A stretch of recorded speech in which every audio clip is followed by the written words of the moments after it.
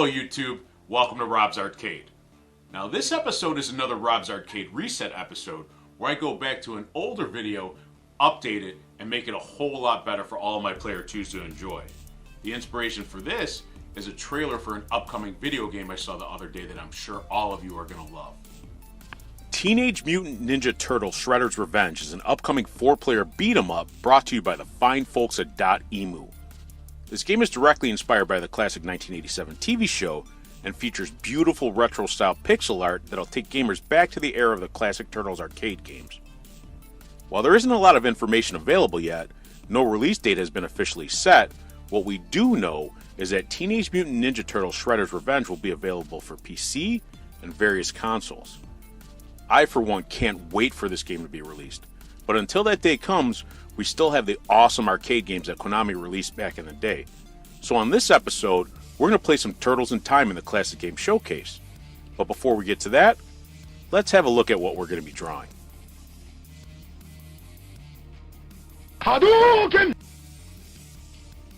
Cowabunga! That's right, Player 2s. On this episode, we're going to be drawing Michaelangelo from the Teenage Mutant Ninja Turtles using only easy-to-draw simple shapes. It's going to be really, really easy. Help me! Hang on, April. Sorry, Player 2s. I'll be right back.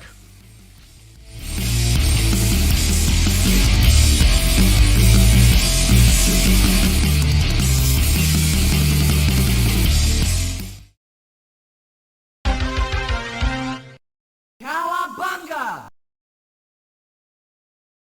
Okay, Player 2s, it's time to get started drawing my favorite Ninja Turtle, Michaelangelo.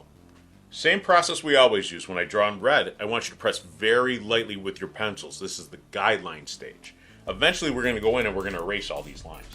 The first thing we're going to do is we're going to draw a circle.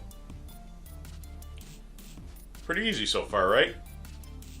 After that, we're going to draw a straight line right down the middle of the circle, making everything even on both sides. After that, starting right about here, leaving a little bit of space on the top, we're going to draw a rectangle.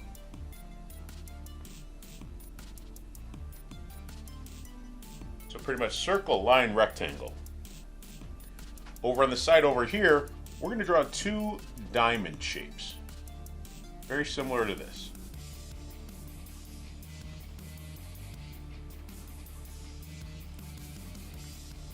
Outside of the original circle we did, we're going to fatten it up kind of a little bit. So we're just going to add a little curve.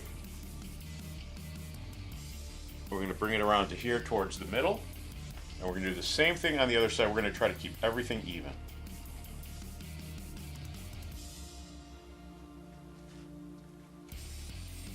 Right now, that's step one. We have our guidelines. This is the base that we're going to build on when we start adding more details.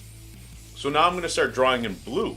When I draw in blue, I want you to press a little bit harder with your pencils, just so you can separate these lines. But don't press too hard, because we're going to go in and we're going to erase all these lines at a later step. So now the first thing we're going to do is right about here, we're going to draw kind of like a letter S, sideways. We're going to do the same thing over here on this side. We'll try to make them even on both sides, so it looks like two letter S's. Then we're going to draw a line at the bottom of the letter S. Same thing on this one too. You're going to have a little bit of a line that hangs over the side. Again, letter S's, two lines. Inside of those, we're going to draw one big circle on each of them.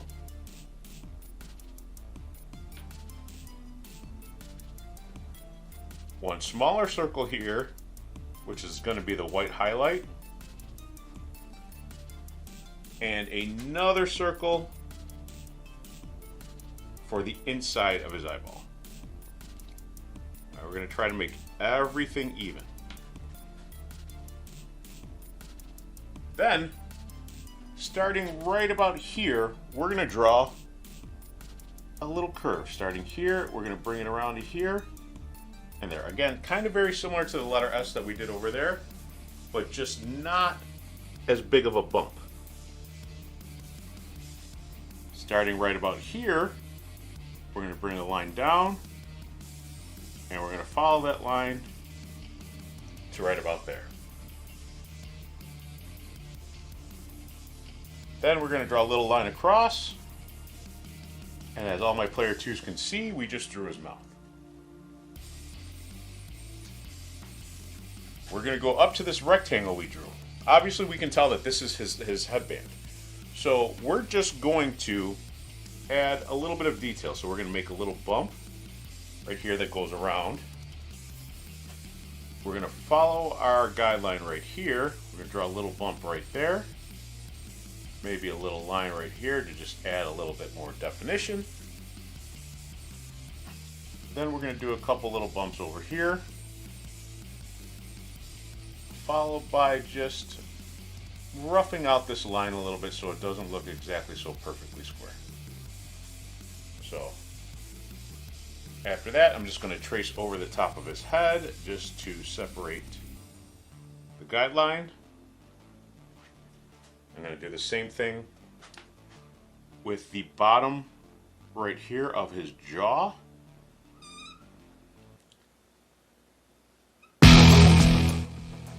Michelangelo's got some freckles, so we're going to draw 1, 2, 3, 4 circles here. 1, 2, 3, 4 circles there. So as you can see, we're almost done with step 2. All we have to do is just add a little bit of detail to this part of the bandana, or the headband, excuse me, and we'll be all set. We have the eyes, we have the headband, except for this part, top of the head, bottom of the head, mouth, and freckles. Now, we're going to go over, again, we're going to kind of just curve these lines a little bit. We started with our guidelines being very solid, but we're going to kind of just make them a little bit more jagged so everything doesn't look so perfect and straight. So we're just going to curve it a little bit here, a little bit there at the top. We can make this straight, and we'll bring it down. So all I pretty much did is just followed my guidelines that I originally drew and just kind of roughened them up a little bit. We're going to draw a little curved line here. This part of the headband would be on top of the other one. So since we drew through on here, we don't need this line. So we can either erase it or pretty much just ignore it. Usually that's what I do, is just ignore it and then just go and trace over the other lines like we did with the other one. So again, we're going to curve this. We're going to bring it through, and we're going to stop right there. If you still have your guideline there, we're not going to trace over that because that was just the guideline. We don't need that at this point. I'm going to draw another little curved line under there. And then we have the other part of the headband. So now, step 2 is complete. So what we're going to do now is we're going to take our black felt tip pen or black magic marker, and we're going to trace over only the lines that we did in step 2, the detail lines. The guidelines, we're not going to need. We don't trace over those because when we go through, when this ink dries, we're going to erase everything. The only thing that'll be left will be the pencil lines. So I'm going to start on the eyes. I'm going to go over our little S shape, our line in the bottom, and I'm going to do the eyeball, the outside of the eyeball, the highlight, and then I'm going to fill this in and make that black. I'm going to do the same thing on the other side. Over the S shape, down across this line right here, over the eyeball, and there we go. We have Michelangelo's eyes. Next, I'm going to go over the headband, over our shape. Got our little bit of slightly jagged line over our shape here. There's the little wrinkle on the headband. Go around to there. Then the top of his head. Then the headband.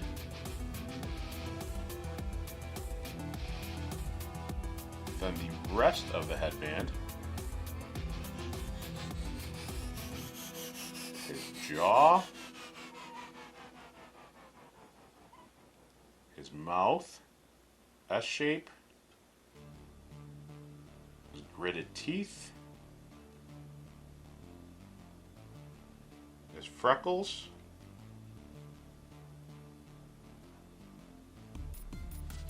and there you go. Now in a little bit, when this ink dries, we're going to take our erasers and we're going to erase everything. So right now, I want you to take a look and just make sure that you've inked over every line that we need. Not the guidelines, not the stuff from step 1, just the stuff from step 2. Because if the ink dries and you erase everything and you didn't ink over those lines are going to disappear. You don't want that to happen. So as of right now, I'm just going to clean this up a little bit, just so my player 2s have an idea of what the finished Michelangelo piece will look like. Again, this middle guideline is pretty much the only guideline you're really going to have to erase aside from this original circle shape.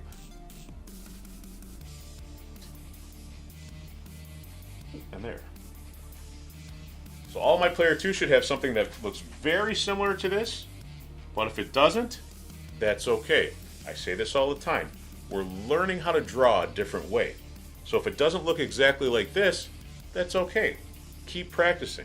I didn't learn how to do this right away. It took me a long time to be able to use this process in actual drawing. So there you have it, player 2s. We've just drawn Michelangelo. Now if you're looking for some bonus activities, I got some pretty cool printable worksheets for my Patreon subscribers at patreon.com/robsarcade. Keep drawing, player 2s, and I can't wait for the next class. Pizza time!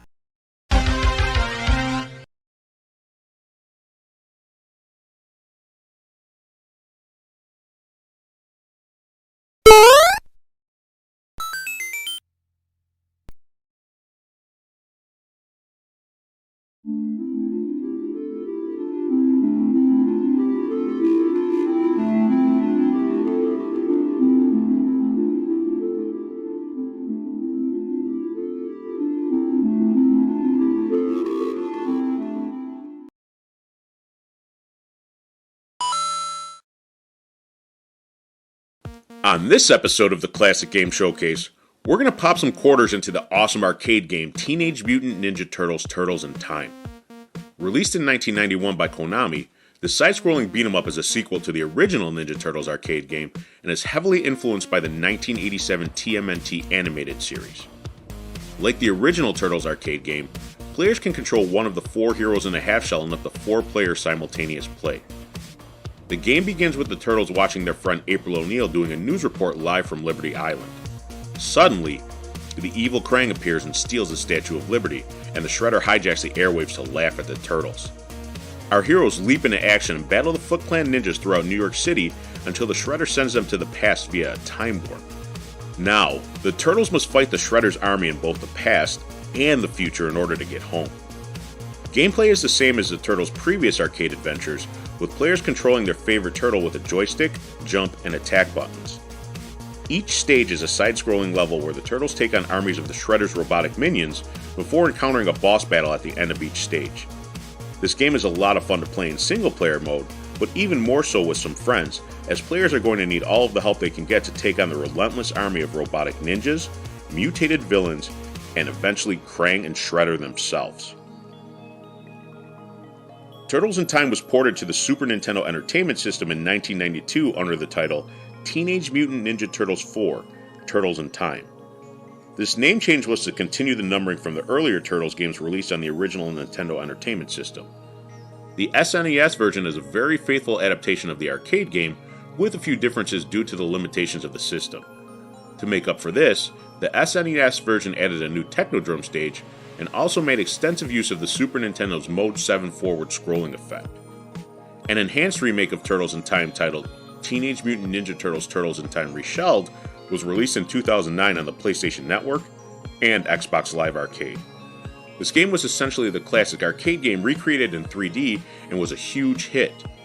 Unfortunately, the game was delisted in 2011 due to the developer's license expiring, so unless you managed to download it before it disappeared, this game is lost in time just like the Turtles. Teenage Mutant Ninja Turtles Turtles in Time can also be unlocked in the game Teenage Mutant Ninja Turtles Mutant Nightmare, which was released in 2005 for the PlayStation 2, GameCube, and the original Xbox. Another way to play this remarkable retro game in modern times is on the 3/4 scale arcade cabinet recently released by Arcade 1UP. Not only does this cabinet have the original Teenage Mutant Ninja Turtles arcade game and Turtles in Time, but you can also play up to 4 players simultaneously just like the arcade. I love this game.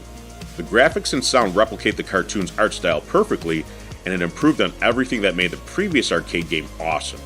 I highly recommend grabbing a few friends and playing this true classic if you get the opportunity. Till next time. And that's a wrap on another edition of Rob's Arcade. Be sure to like, subscribe, and share this video to help this channel grow. Also be sure to follow Rob's Arcade at the social media links listed in the description below. Now as far as the next episode goes, well, we're going to be spending some time with some classic cartoon characters who are making another appearance on the big screen and playing a little bit of basketball. What's up, Doc? Until then, keep drawing, and I'll see you next time at Rob's Arcade.